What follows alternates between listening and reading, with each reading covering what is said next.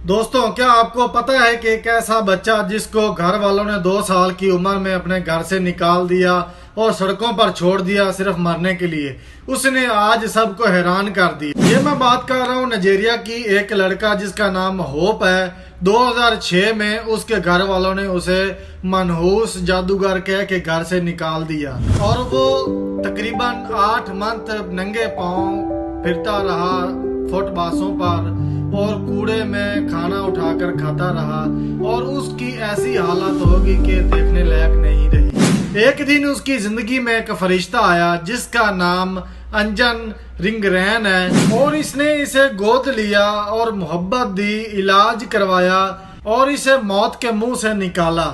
आज का मौजज़ा देखें कि वो बच्चा जो कूड़े में खाना उठाकर खाता था आज उसके हाथ में डिग्री है।